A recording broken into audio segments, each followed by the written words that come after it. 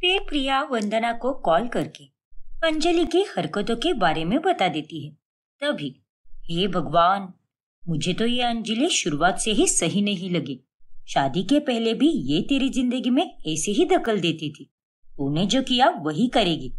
तू जो भी करती थी वो भी वही किया करती थी, और जो भी खरीदारी करती थी उसे भी वही खरीदना होता था। और अब ये सब। मन तो करता है कि उसे कॉल करके खूब सुनाऊं। हाँ माँ, मन तो मेरा भी वही कर रहा है, लेकिन क्या करूं? मैं उन लोगों में से बिल्कुल नहीं हूँ। पर अब मैं उससे बातचीत ही कम करने वाली हूँ, जिसके चलते वो मेरी जिंदगी में और मेरे ससुराल में बार बार अपनी टांग अड़ाना बंद कर दे। हाँ बेटा, तूने बिल्कुल सही कहा। तू उसे जितना नजरअंदाज करेगी उतना ही तेरे लिए अच्छा होगा। वो लड़की तो एकदम नालायक और नासमझ है। अरे उसे तो ये भी समझ नहीं आ रहा कि वो तेरा ससुराल है। हाँ माँ, और अब मैं भी उसके नखरे और बर्दाश्त नहीं करने वाली।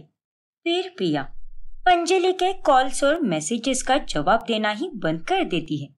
अरे ये प्रिया मेरा फोन क्यों नहीं उठा रही, ना ही मैसेजेस का रिप्लाई कर रही है। वैसे तो वो मेरे मैसेजेस का 1 से 2 घंटे में ही रिप्लाई कर देती है, लेकिन आज पता नहीं उसे क्या हो गया है। ऐसे ही 2 से 3 दिन तक चलता रहता है। फिर उसके बाद में, अरे प्रिया, तुम उसके कॉल्स और मैसेजेस का जवाब नहीं दे रही, ये तो मैं समझ सकता हूँ। लेकिन अगर और 2 से 3 दिन तक तुमने ऐसे ही किया तो वो कहीं फिर से यहाँ पर ना आ जाए। अरे हाँ, ये तो मैंने सोचा ही नहीं सागर। इसीलिए मैं कह रहा हूँ कि उससे बात करो, लेकिन दूरी भी बनाकर रखो। हाँ सागर, तुम्हारी बात एकदम बराबर है। फिर प्रिया अगले दिन अंजलि का कॉल उठा लेती है। हाँ अंजलि, बोलना, कैसी है तू? तू तो मेरा छोड़ ही दे बहन। तू बता, तू कैसी है और कहाँ है? और इतने दिनों से मेरा फोन क्यों नहीं उठा रही थी तू? क्या हो गया है? अगर आज तू कॉल्स या मैसेजेस का जवाब नहीं देती ना, तो मैं तो वहीं पर आकर पहुंच जाती। हे भगवान, चलो अच्छा ही हुआ जो मैंने इसका कॉल उठा लिया आज, वरना कल तो ये मुंह उठाकर टपक पड़ती यहाँ पर। अरे अंजलि, क्या तू भी? दरअसल हम सब लोग गांव आए हैं। गांव में सागर के चचेरे भाई की शादी है ना, इसीलिए। और इसके चलते मैंने फोन पर कुछ ज्यादा ध्यान नहीं दिया ना, इसीलिए तुझे रिप्लाई ही नहीं कर पाई। ओ, तो तुम सब गांव गए हो क्या यार? मुझे भी बता देती तो मैं भी वहां पर आ जाती ना। तेरी ससुराल वालों के साथ रहकर मुझे बहुत अच्छा लगता है, सच में। समझ सकती हूँ मैं। अच्छा चल, मैं अब रखती हूँ फोन। मुझे कुछ काम याद आ गया है। बाद में करती हूँ मैं तुझे फोन, ठीक है ना? अरे लेकिन प्रिया, उतने में प्रिया कॉल कट कर देती है। अब तो ये यहाँ पर आएगी ही नहीं, बेशरम कही की। दिमाग की दही करके रख दी है इसने तो सच में। अगर मेरी कोई सगी बहन होती ना, तो वो भी मेरे ससुराल में इतना नहीं घुसती जितना कि ये घुसना चाहती है। लेकिन अब तो दूर ही रहे बहन। फिर अंजलि अपने घर पर ही रहती है। बस प्रिया और उसके ससुराल वाले जल्दी से वापस आ जाए, क्योंकि उनके बिना मेरा मन ही नहीं लग रहा। वहां जाकर उन सबका ध्यान रखना मुझे बहुत अच्छा लगता है। फिर एक सुबह, अरे प्रिया बहू, ये अंजलि कहाँ पर है? आज से 6 दिन हो गए और वो आई ही नहीं, वरना हर 2 दिन में वो आती ही रहती है ना। हाँ भाभी, कहाँ पर है अंजलि? दरअसल वो अपने किसी काम के चलते बाहर गई है, और अब तो वो कुछ दिनों के बाद ही लौटेगी। अच्छा, ऐसी बात है क्या? लेकिन उसे बता देना बहू कि मैं उसे याद कर रही हूँ, क्योंकि वह जब भी घर में आती है तब तो वक्त का पता ही नहीं चलता। हाँ माँ, आपने बिल्कुल सही कहा। मुझे भी उसके साथ रहना बहुत अच्छा लगता है। अब प्रिया अपने ससुराल में काफी शांति से रहने लगती है। अरे माँ, मैं आपको बता नहीं सकती कि मुझे कितना अच्छा महसूस हो रहा है। वरना वो अंजलि घर में जब भी आती थी ना, मुझे तो बहुत चिड़चिड़ होती थी। सही किया तूने, और भगवान करे कि तू ऐसी ही खुश रहे और हर बुरी नजर से बचकर रहे। हाँ माँ, बस ऐसा ही हो। तू चिंता मत कर बेटा, ऐसा ही होगा। अब तू अपने ससुराल को अच्छे से संभाल, कोई कमी मत रख और सबके दिलों में एकदम पक्की जगह बना ले। फिर प्रिया अपनी माँ की कही बातों पर ध्यान देकर अपने ससुराल के सारे काम बहुत अच्छे से मन लगा के करती है। सब कुछ ठीक ही चल रहा होता है कि तभी एक दिन अचानक से अंजलि सागर और धर्मेंद्र को मार्केट में देख लेती है। अरे, ये तो धर्मेंद्र अंकल और सागर है, लेकिन ये यहाँ पर क्या कर रहे हैं? ये तो गांव गए थे ना, लगता है ये गांव से वापस आ गए। लेकिन इसके बारे में प्रिया ने मुझे बताया क्यों नहीं? सागर, सागर रुको तो। अंजलि सागर को आवाज लगाकर उसे रोकने की बहुत कोशिश करती है, लेकिन वो वहां से चला जाता है। अब तो मैं सीधे घर पर ही जाऊंगी। फिर अंजलि बिना कुछ बोले प्रिया के ससुराल जाती है और अंजलि को वहां पर देखकर प्रिया एकदम हैरान रह जाती है। हे भगवान, ये यहाँ पर कैसे आ गए? अब मैं क्या करूं? कहीं इसने सबको सब बता दिया तो? अरे अंजलि बेटा, तुम आओ ना बेटा। कैसी हो अंजलि? और कैसी रही तुम्हारी ट्रिप? जिस काम के लिए तुम बाहर गई थी वो काम हो तो गया ना? काम? कैसा काम महक? अरे भाभी तो बता रही थी कि तुम किसी काम के सिलसिले में बाहर गई हो और कुछ दिनों के बाद ही वापस लौटोगी। क्या? नहीं नहीं, ऐसा कुछ भी नहीं है। और ये सब क्या है प्रिया? मैं तो यहीं पर थी। उल्टा प्रिया ने तो मुझे ये बताया कि आप लोग गांव गए हो। क्या? अरे हम लोग कहीं भी नहीं गए, यहीं पर है। इसका मतलब प्रिया ने आप लोगों से और मुझसे दोनों तरफ से झूठ बोला है। प्रिया बहू, ये मैं क्या सुन रही हूँ? ऐसा क्यों किया तूने? माँ जी, वो मैं। प्रिया बहुत घबरा जाती है। बोलिए भाभी, आखिर आपने ऐसा क्यों किया? अरे माँ जी, आप तो जानती हो ना कि आजकल कितनी सारी घटनाएं बढ़ रही है और लड़कियों का बाहर निकलना कितना खतरनाक साबित हो रहा है। और अंजलि, ये तो बार बार यहीं पर आती रहती है, इसीलिए इसकी चिंता के चलते मैंने इसे और आपको दोनों को भी झूठ बोला, जिसके चलते ये यहाँ पर आ ही ना पाए। ओफो प्रिया, तू भी ना, कितनी बुद्धू है। अरे बाबा, मेरा घर क्या कोसों दूर नहीं है और मैं थोड़ी ना देर रात में यहाँ पर आती हूँ। और अगर रात हो भी गई तो मैं सागर को बोल देती हूँ ना कि वो मुझे घर छोड़ दे। देख बहू, तूने जो भी सोचा है सही सोचा है, लेकिन इसका मतलब ये बिल्कुल नहीं है कि अंजलि यहाँ पर नहीं आएगी। अंजलि यहाँ पर जरूर आएगी और डरने वाली कोई बात नहीं है। देखो बेटा, तुम जब भी यहाँ पर आओगी हमारे पहचान वाले गुड्डू भैया के ऑटो में आना। वो तुम्हें लेने भी आएंगे और छोड़ने भी जाएंगे। हाँ आंटी जी, अगली बार से मैं यही करूंगी। और शुक्रिया आंटी। देखो अंजलि, अब जब तुम यहाँ पर आ ही गई हो तो मैं तुम्हें दिन भर बाहर जाने नहीं दूंगी। चलो, मैं तुम्हें अपने हाल ही में खींचे हुए फोटोज दिखाती हूँ। ठीक है महक? चलो। इस तरह प्रिया की चाल नाकामयाब हो जाती है और अंजलि घर में आ ही जाती है। क्या? फिर क्या हुआ? फिर मैंने जैसे तैसे करके मामला संभाल ही लिया और बहुत झूठ बोला कि मुझे अंजलि के अकेले आने जाने की चिंता होती है, इसलिए मैंने दोनों तरफ से ये झूठ बोला। हे भगवान, अब तो गुड्डू भैया से कहकर वो जब चाहे यहाँ पर आ जा सकती है। और अब तो वो मेरी भी नहीं सुनने वाली, क्योंकि माजी और तुम्हारी बहन को दोनों को उसका आना बहुत अच्छा लगता है। हे भगवान। अब सागर अपना सर पकड़ लेता है। ऐसे ही एक सुबह अंजलि सविता को पार्क में मिल जाती है। अरे अंजलि बेटा, तुम यहाँ पर? गुड मॉर्निंग बेटा। Good morning aunty. क्या बात है बेटा, यहाँ आजकल के नौजवान देर रात तक सोते हैं, वही तुम सुबह 7 बजे यहाँ कसरत करने आती हो। बहुत खूब बेटा। शुक्रिया आंटी, वो मुझे सुबह का समय बहुत पसंद है। मानो सुबह सुबह हवा में अलग ही ऊर्जा होती है। वो बात तो है बेटा, बातें करते करते अंजलि और सविता घर तक पहुंच जाते हैं और सुबह सुबह अंजलि को घर पर आए देखकर प्रिया का माथा और फिर जाता है। गुड मॉर्निंग डार्लिंग, क्या कर रही है तू?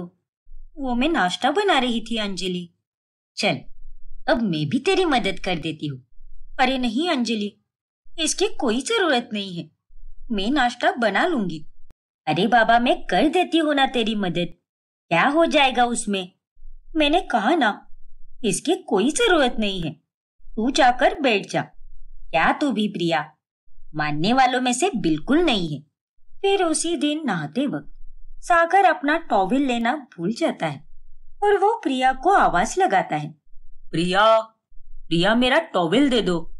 अब ये प्रिया तो काम में बहुत व्यस्त है, एक काम करती हूँ, मैं ही दे देती हूँ उसे। फिर अंजलि सागर को टॉवेल देने जा ही रही होती है कि उतने में वहां पर प्रिया आ जाती है। अरे रुक जा अंजलि, ये तो क्या करने जा रही थी? अरे प्रिया, वो मैं तेरे कमरे के पास से गुजर रही थी और सागर की आवाज सुनाई दी तो उसे टॉवेल देने चली आई। देख अंजलि, तुझे ये सब करने की कोई जरूरत नहीं है, क्योंकि ये सब करने के लिए मैं हूँ यहाँ पर। और आइंदा से हमारे कमरे में बिना बताए मत आया कर। अब जा यहाँ से। पर प्रिया, मैंने कहा ना जा यहाँ से। अरे थोड़ी तो शर्म रख, बेवकूफ कहीं की। अच्छा ठीक है, जाती हूँ मैं। फिर अंजलि कमरे के बाहर चली जाती है और प्रिया अब इसी तरह बात बात पर अंजलि को टोकती ही रहती है और उसे एक प्रकार से ये समझाने की कोशिश करती है कि वो सब उसका काम है ही नहीं। फिर एक दिन, अरे बहू, आज मैंने अपने कमरे की अलमारी साफ की और तब मुझे यह खानदानी गहनों का छोटा सा संदूक मिला। इसमें सारे खानदानी गहने हैं जो मेरी सास ने मुझे दिए थे और अब ये गहने तेरे हुए। अरे वाह माँ जी, ये गहने तो बहुत खूबसूरत है। हाँ बहू, और ये तुझ पर खूब जचेंगे। और जब तेरी बहू आएगी तब ये गहने तो उसे दे देना। ये रस्म पीढ़ियों से चली आ रही है हमारे खानदान में। अरे वाह माँ जी, ये तो बहुत अच्छी बात है। अब इन गहनों को मैं अपने पास सहेज कर रखूंगी। तभी वहां पर अंजलि आती है। वाव, खानदानी गहने। अरे अंजलि तुम?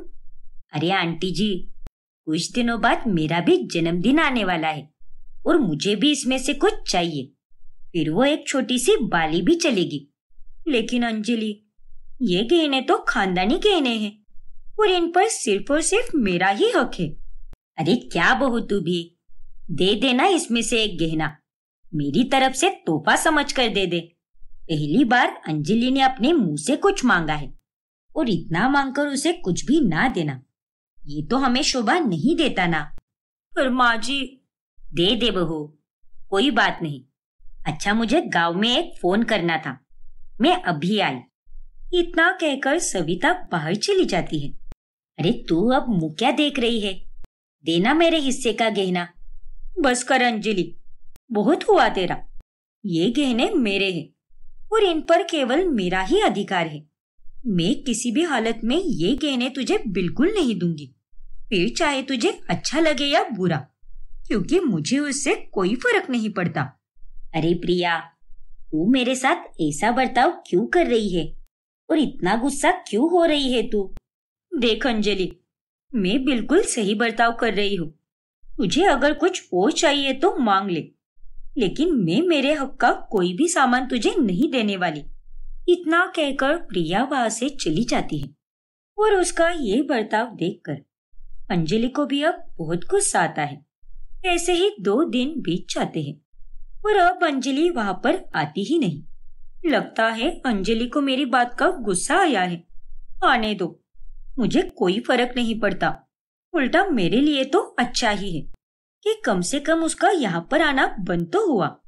फिर अगले दिन अचानक से गांव में प्रिया की मौसा जी का देहांत हो जाता है, जिसके चलते उसे अपनी माँ वंदना के साथ आखिरी समय पर गांव निकलना पड़ता है। और गांव जाने के बाद जब वो सागर को कॉल करती है, तभी यहाँ का माहौल तो काफी शांत हो गया है। सागर, अब तो मैं 2 दिन बाद ही वहां पर आ पाऊंगी। लेकिन वहां घर में सब कैसा है? सब लोग ठीक तो है ना?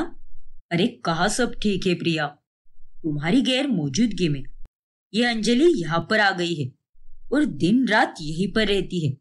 क्या? ये सुनकर प्रिया अब चौंक जाती है। अब आगे क्या होगा जानने के लिए हमारा अगला भाग देखना ना भूलें। और अगर आपने हमारा चैनल सब्सक्राइब नहीं किया है तो अभी सब्सक्राइब कीजिए और बेल आइकॉन दबाना ना भूलें। मैं इस अखबार की न्यूज़ का पता लगा कर ही रहूंगी। इंटरनेट पर इसके बारे में जरूर कुछ ना कुछ होगा। इस हेडलाइन को देखकर मेरे पसीने छूट रहे थे। जरूर इस न्यूज़ का मेरी जिंदगी से कोई ना कोई नाता है जो मुझे याद ही नहीं आ रहा। प्रिया उस अखबार की न्यूज़ का पता लगाने जा ही रही होती है कि तभी हवा के झोंके के कारण वो अखबार उड़कर कहीं खो जाता है और बहुत ढूंढने के बाद भी वो प्रिया को नहीं मिल पाता। अरे नहीं, वो अखबार अचानक से कहाँ गायब हो गया? अब मैं क्या करूंगी? उस बॉम्ब ब्लास्ट की न्यूज़ के बारे में कैसे पता लगाऊंगी? क्या था उस फैक्ट्री का नाम? हे भगवान, अब तो मुझे वो भी याद नहीं आ रहा। मैं भी ना सच में पागल हूँ। तभी वहां पर अभी आता है। पिया, क्या हुआ तुम्हें? तुम यहाँ पर क्या कर रही हो? मैं तुम्हें कब से घर में ढूंढ रहा हूँ। अरे कुछ नहीं अभी, मैं तो बस गार्डन में हवा खाने आई थी। बहुत अच्छा मौसम है ना, इसीलिए। वो तो है पिया, लेकिन अभी हमें कंपनी पहुंचना होगा।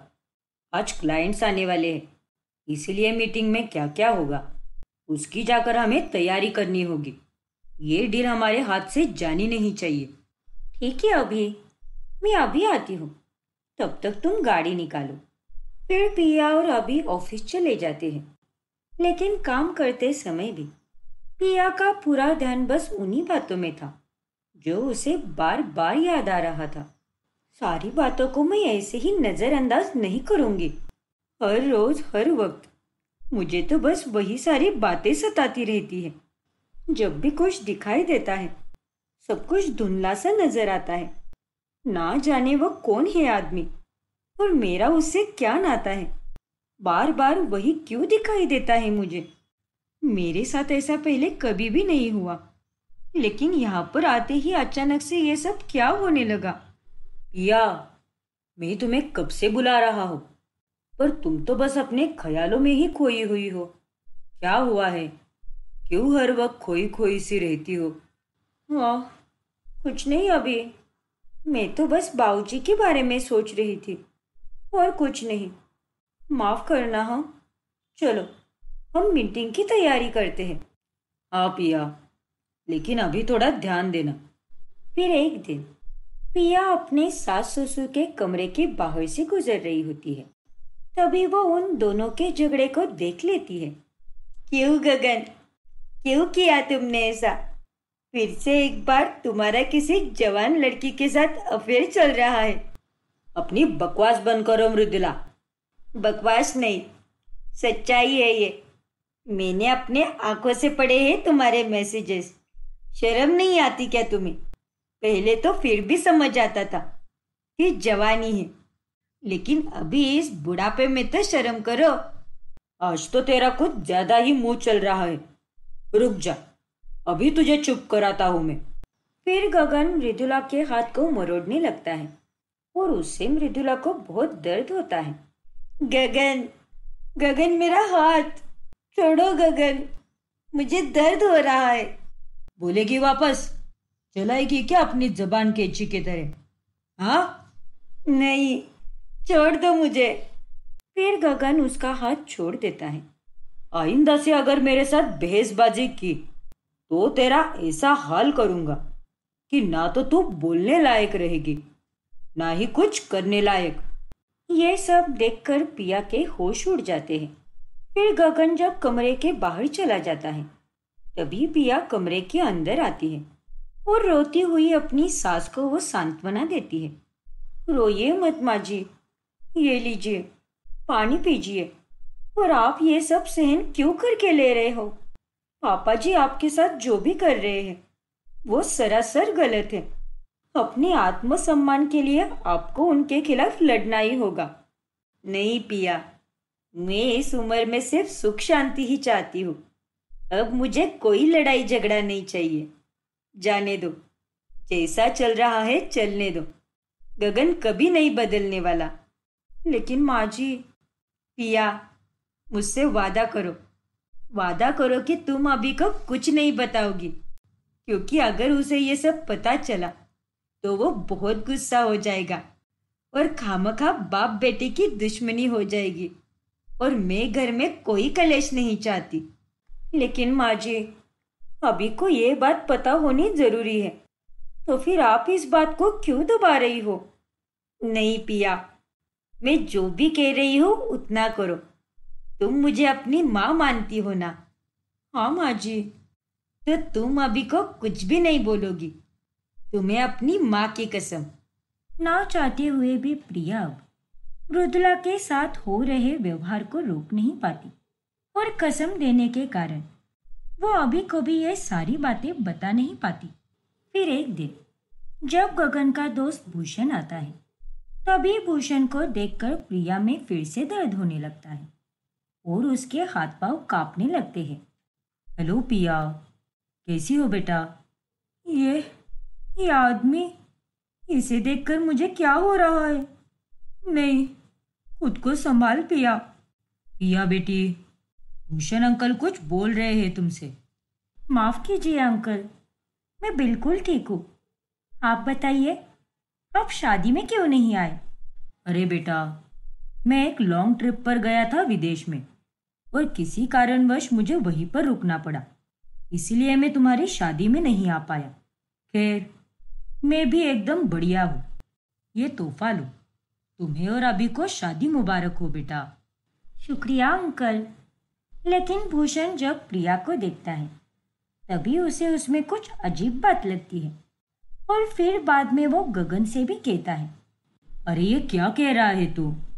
देख गगन, मुझे तेरी बहू में कुछ गड़बड़ लग रही है।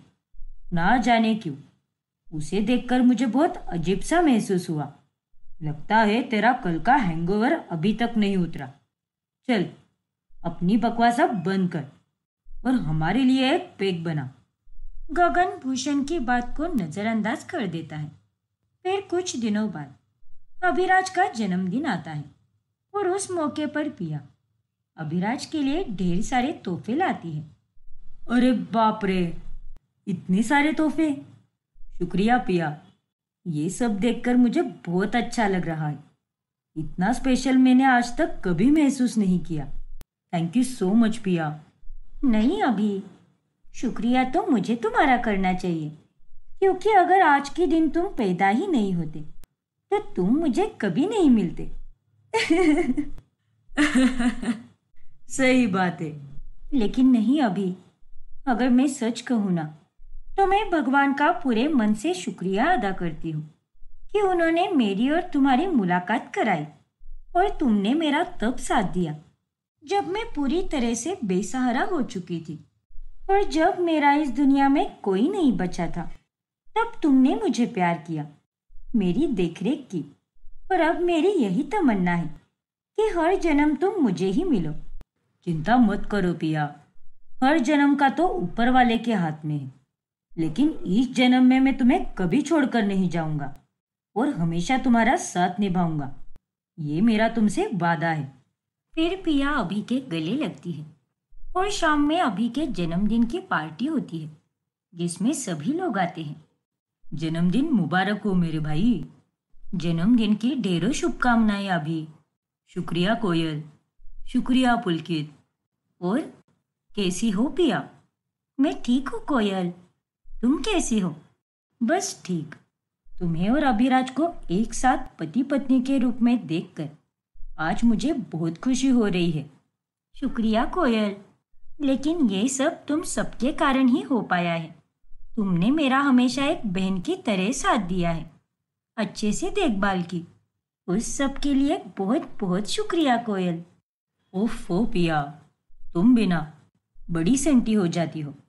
चलो, अब हम केक काटते हैं। सुना है तुमने अपने हाथों से बड़ा सा केक बनाया है। हाँ कोयल, तुमने बिल्कुल सही कहा।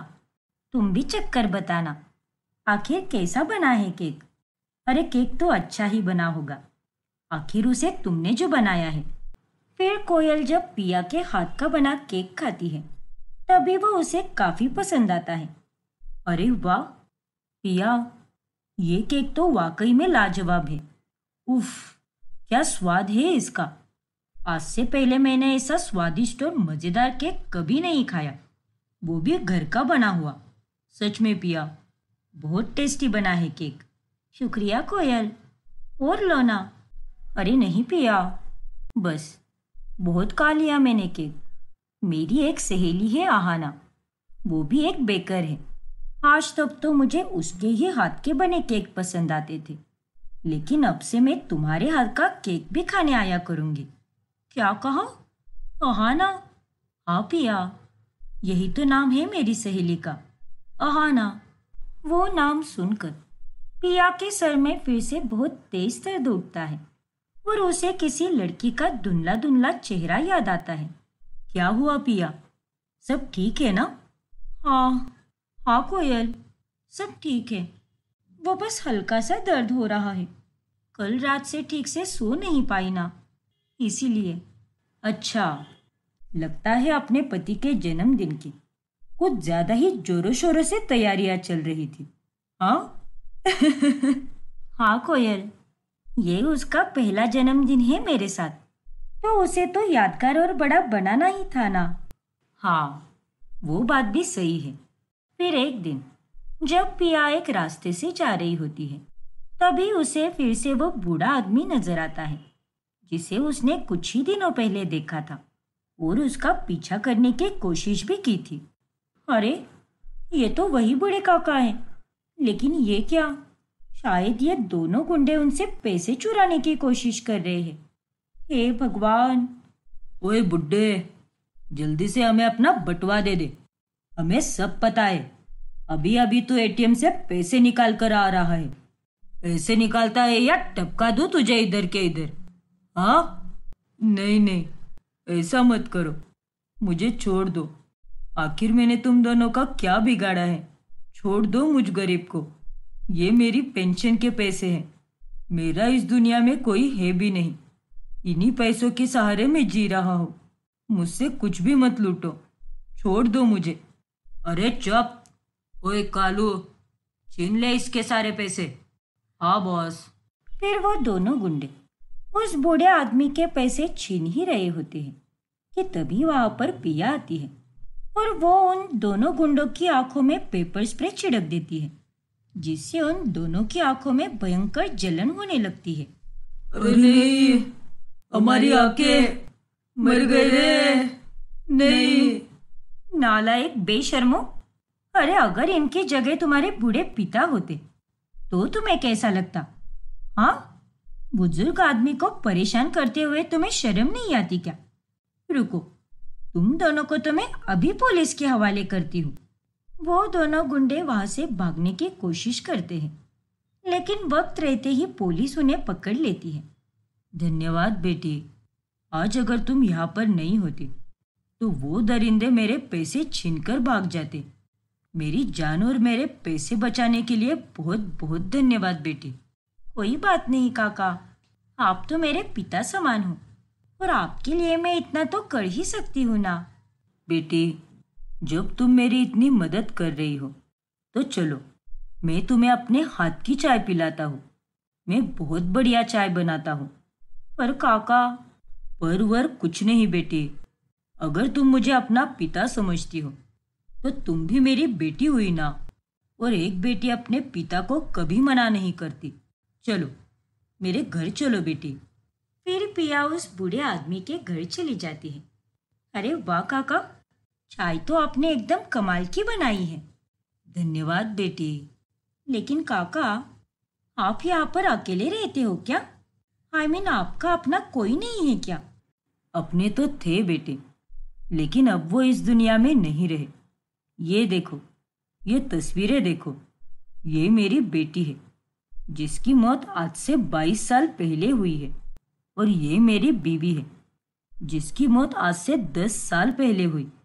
जब पिया उन दीवार पर टंगी हुई तस्वीरों को देखती है तब उसके पैरों तले जमीन ही खिसक जाती है और वो पूरी तरह चौंक जाती है। आखिर कौन है वो दोनों? जानने के लिए हमारा अगला भाग देखना ना भूलें। और अगर आपने हमारा चैनल सब्सक्राइब नहीं किया है तो अभी सब्सक्राइब कीजिए और बेल आइकन दबाना ना भूलें। वृंदा अपनी बड़ी बहू प्रीति, बड़े बेटे धीरज और छोटे बेटे कार्तिक के साथ रहती है। कार्तिक की शादी की उम्र हो चली थी और ऐसे में वृंदा उसकी शादी आरोही नाम की एक लड़की से तय करती है जो कि बहुत काली होती है। वृंदा आंटी, मैं दिखने में कितनी बदसूरत हूँ और उसके बावजूद भी आप मुझे अपनी बहू बनाना चाहती हो? हाँ बेटी, हमने ना कभी काले गोरे में फर्क किया है और ना ही कभी करेंगे, क्योंकि हमारे नजरिए से सुंदरता बाहर से नहीं होती। अरे वो तो अंदर से होनी चाहिए।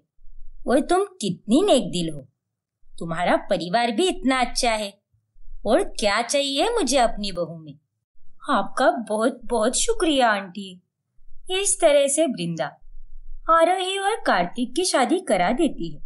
फिर शादी के बाद, ये लो आरोही, आज शाम को मुंह दिखाई है और इसके लिए तुम ये वाली साड़ी पहनो, ये तुम पर बहुत जचेगी। क्या मुंह दिखाई? नहीं नहीं, मैं नहीं करने वाली ये रस्म। अरे बेटी, तुम्हें तो ये रस्म निभानी ही होगी। अगर हमने मुंह दिखाई की रस्म नहीं की तो मोहल्ले वाले हमें ताने कसेंगे। माँ जी, प्रीति भाभी, आप दोनों नहीं जानते कि बाहर के लोग कैसे होते हैं। सब मेरे कालेपन का मजाक उड़ाएंगे और मुझे बुरा भला बोलेंगे। मुझे अपना मुंह किसी को भी नहीं दिखाना, प्लीज माँ जी। अरे लेकिन बहू, देखो आरोही, ये दुनिया वालों से छुप कर आखिर क्या मिलने वाला है तुम्हें? और क्या पता, अगर किसी ने तुम्हें कुछ कहा ही नहीं तो हर कोई एक जैसा थोड़ी ना हो सकता है। हाँ बेटी, तुम चिंता मत करो, कुछ नहीं होगा। हमारे होते हुए तुम्हें कुछ बोल ही नहीं पाएगा। प्रीति और वृंदा की जिद के आगे आरोही कुछ भी बोल नहीं पाती और शाम होने पर उसे मुंह दिखाई की रस्म करनी ही पड़ती है। मोहल्ले की औरतें भी उनके घर पर इकट्ठा हो जाती है, लेकिन जब वो आरोही का काला मुंह देखती है, हाय हाय, ये क्या वृंदा बहन, बड़ी बहू तो एकदम रसमलाई जैसी है, लेकिन छोटी बहू, अरे ये तो एकदम काला जामुन है, काला जामुन। सच में वृंदा, छोटी बहू तो कोयले से भी ज्यादा काली है, लेकिन इनका परिवार तो इतना अच्छा है। कार्तिक भी कितना स्मार्ट दिखता है और उसके बावजूद भी इन लोगों ने काली बहू लाई है। जरूर कार्तिक या परिवार में ही कोई दोष होगा या फिर कोई और बात है। हाँ छबीली, तुमने सही कहा, मुझे भी कुछ ऐसा ही लग रहा है, वरना इतनी बदसूरत बहू तो कोई भी नहीं लाता। अरे वृंदा, कौन से कचरे से उठाकर लाई हो इस काली कलूटी को? उन औरतों की कड़वी बातें सुनकर आरोही को बहुत दुख होता है। बस कीजिए आप सब। अरे चुड़ैलो, तुम सबकी तो ऐसी की तैसी। मुझे लगा कि सब समझदार हो, लेकिन नहीं, तुम लोगों ने भी अपनी औकात दिखा ही दी। चलो अभी के अभी मेरे घर से दफा हो जाओ, वरना झाड़ू से मार मार कर एक एक को बाहर निकालूंगी मैं, नालायक कहीं की। गुस्सेल वृंदा से डरकर सारी औरतें वहां से 9-2-11 हो जाती है। देखा ना आप दोनों ने, मैंने पहले ही कहा था आपको, इसीलिए मैं मना कर रही थी, लेकिन आप दोनों ने मेरी एक भी बात नहीं सुनी। माफ कर दो आरोही। हाँ बेटी, हमें सच में ये उम्मीद नहीं थी, लेकिन मोहल्ले की सारी बुढ़िया बेवकूफ निकली। लेकिन तुम चिंता मत करो, उन लोगों के बोलने से कुछ नहीं होने वाला, हम हैं ना तुम्हारे पास। और आरोही, कोई तुम्हें कुछ भी बोले, हमें खुद पर कोई फर्क नहीं पड़ने देना चाहिए। और तुम जैसी भी हो, बहुत ही खूबसूरत हो और मन की एकदम साफ हो। मेरा यकीन मानो आरोही। आप तो रहने ही दो भाभी। आपको मेरे दर्द के बारे में कुछ भी समझ नहीं आएगा, क्योंकि आप गोरी हो और मैं काली हूँ।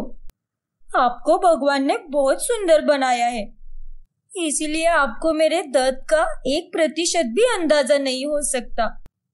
इतना कहकर आरोही वहां से अपने कमरे में रोती हुई चली जाती है। आरोही के हाथ का बना खाना हर किसी को बहुत पसंद आता है और वो एक शेफ बनने की ख्वाहिश रखती है। सुंदर होने के लिए वो आए दिन महंगे महंगे क्रीम्स और फेस पैक लगाती रहती है। अरे आरोही, ये सब तुम क्या कर रही हो? तुम्हें ये सब लगाने की कोई जरूरत नहीं है, क्योंकि तुम मन की अच्छी हो। तुम्हें बाहर से अच्छा दिखने की कोई जरूरत नहीं है। अरे भाभी, आप नहीं समझ पाओगी, क्योंकि आप दूध जैसी सफेद हो, लेकिन एक मैं हूं जो काले अंधेरे जैसी काली हूं। बचपन से लेकर आज तक हर किसी ने मेरा मजाक उड़ाया है, मेरा कितना तिरस्कार किया है।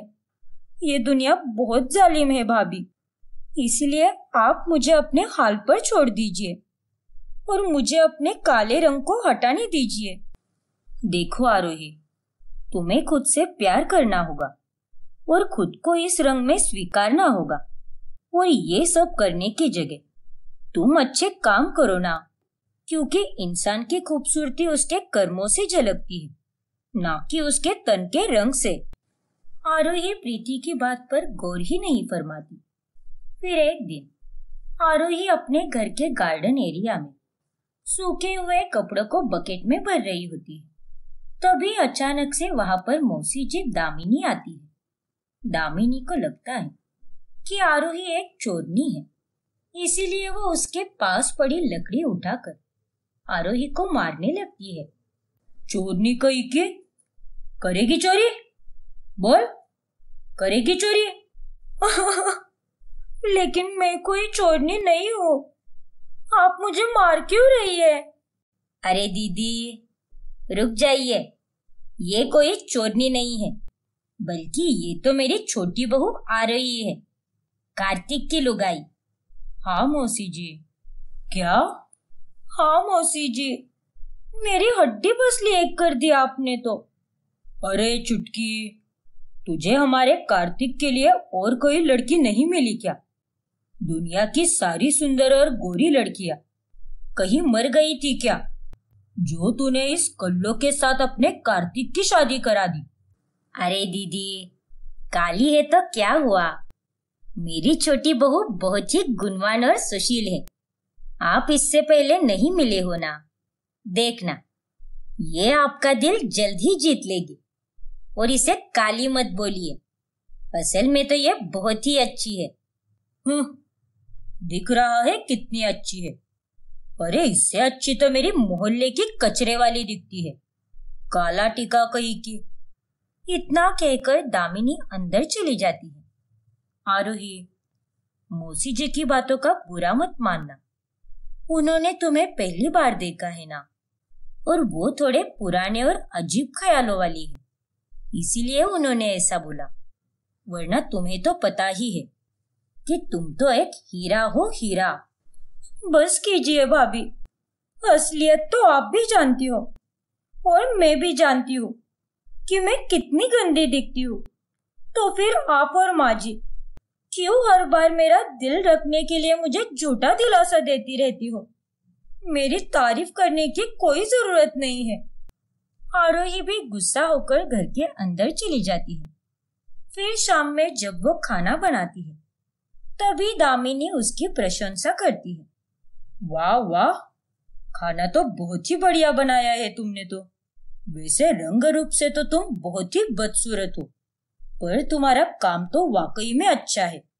देखा, मैंने कहा था आपसे दीदी कि आरोही बहुत गुणवान है और इसका यही सपना है कि वो एक दिन बड़ी शेफ बने और खुद का रेस्टोरेंट खोले।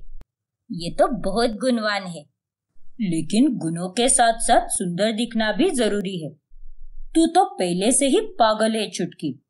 तेरी पसंद तो मुझे कभी भी भाती नहीं है। प्रीति बहू को धीरज के लिए मैंने ही चुना था। अरे मुझसे कह देती, मैं कार्तिक के लिए एक से एक बढ़कर लड़की लाती। ये क्या सड़ी हुई बहू लेकर आई है तू। देखिए दीदी, आप आरोही को बार बार उसके काले रंग के लिए बुरे बुरे ताने मत दीजिए। और अगर आपकी आंखें उसका कालापन बर्दाश्त नहीं कर पा रही तो आप यहाँ से चली जाइए। मेरी बहू का अगर कोई तिरस्कार करे, ये मैं सहन नहीं कर सकती। हाँ हाँ, तुझे तो बस कुछ बोलने की देरी है, तुरंत मिर्ची लग जाती है। फिर दामिनी उसी शाम वहां से चली जाती है। फिर एक दिन जब कार्तिक ऑफिस से घर पर आता है, तभी कमरे में हर तरफ बस कॉस्मेटिक ही पड़े होते हैं और एक क्रीम की बोतल पर उसका पैर पड़ जाता है और कार्तिक धड़ाम करके नीचे गिर जाता है। हे भगवान, मर गया रे। क्या यार आरोही, तुमने अपने चेहरे पर ये सब क्या लगा के रखा है।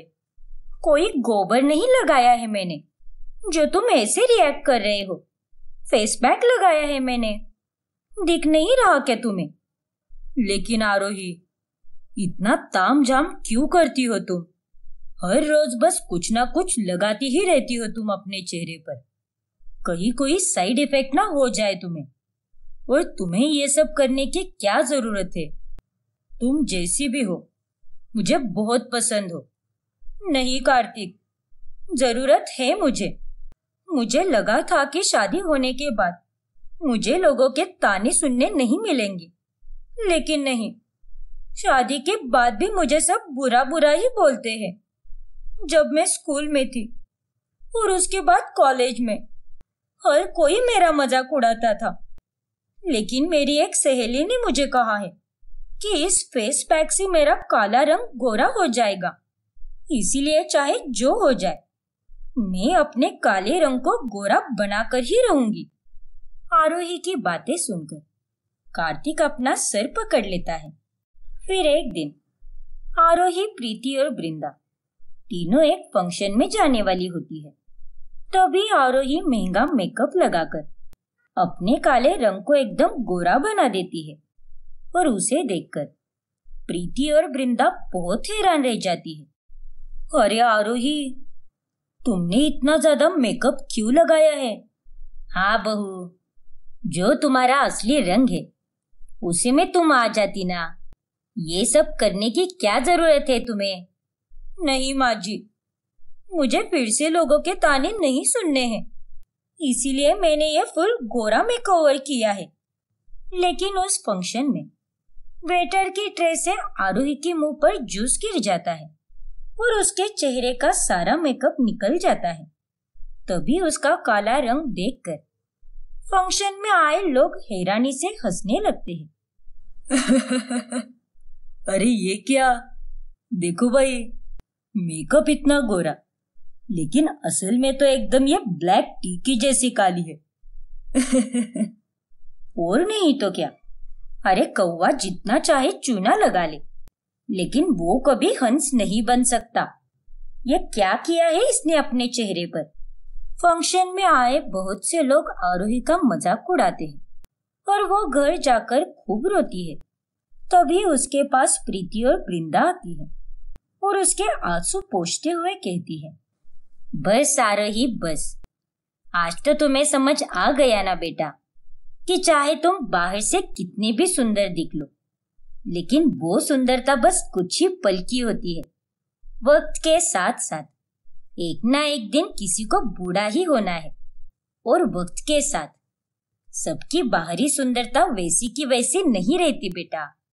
हाँ रोही, एक व्यक्ति अपने विचारों से, स्वभाव से, काबिलियत से सुंदर बनता है, क्योंकि बाहरी सुंदरता तो वक्त के साथ साथ एक ना एक दिन ढलती ही जाती है। और तुम तो मेरी कितनी प्यारी बहू हो, तुम्हारे बारे में कितना भी कहूँ कम है बेटा। हाँ रोही, तुम में कितना टैलेंट है, साक्षात माँ अन्नपूर्णा का आशीर्वाद है तुम पर। और तुम हो जो अपने सपने को पूरा करने की कोशिश ही नहीं कर, बल्कि बाहर से सुंदर बनने की कोशिश कर रही हो। देखो बहू, तुम चाहे कैसी भी दिखो, लेकिन तुम्हें दुनिया वालों की बातों को दिल पे नहीं लेना चाहिए। तुम्हें अपनी कीमत खुद पता होनी चाहिए। तुम सच में एक बहुत ही सुंदर लड़की हो, क्योंकि तुम्हारा अंतर्मन सुंदर है। थैंक यू माँ जी, थैंक यू भाभी। आप दोनों की ये सकारात्मक बातें सुनकर अब मेरा नजरिया बदल चुका है। मैं सच में पागल थी और बेवकूफ भी, जो दुनिया वालों के लिए सुंदर बनने की कोशिश में थी। मेरी दुनिया तो आप लोग हो, और आप लोगों को तो मैं कितनी सुंदर लगती हूँ, वही मेरे लिए बहुत है। और अब से मैं अपने सपने को पूरा करने पर काम करूंगी, और मैं जैसी हूँ वैसी ही खुद को खुशी से और गर्व से स्वीकारूंगी। ये हुई ना बात। इस प्रकार अंत में आरोही खुद के काले रंग को स्वीकार कर खुशी खुशी जीने लगती है, और वो अपने सपने को भी पूरा करती है।